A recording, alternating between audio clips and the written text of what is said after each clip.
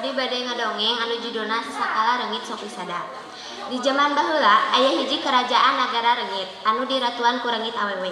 Eta negara teh pohara beunghana kacida. Tentara nagara gah kitu deui patina anu satya. Sang ratu kacida gindingna, pakaianna harurung herang ditambah make gelang emas, ditambah make gelang jeung sugeng emas atau perhiasan jeung anting-anting emas. Meniu bawa pisan pokona mah eta sang ratu teh. Dina hiji peuting keur jemplang-jempling aya hiji sosok jelema anu asup ka kerajaan reungit eta.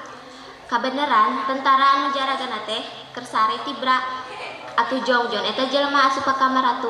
Kabeneran atuh oge keur tibra naker deui.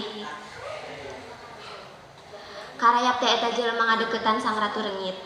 Tuluy suweng anu dipake ku sang ratu dicopot sabelah, tapi kakarek dicopot sabelah sang ratu reungit eta kaburu hudang manten. Tuluy gogorowokan tulung.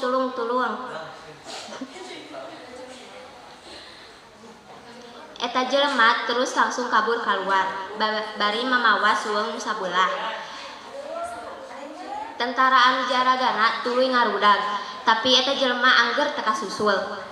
Isukna sang ratu marentah ka tentara jeung ka harayapna sakabeh bangsa reungit kudu nareangan eta suweng nu dipaling sakabeh bangsa reungit kudu nareangan suweng nu dipaling eta ceuk ratu reungit teh.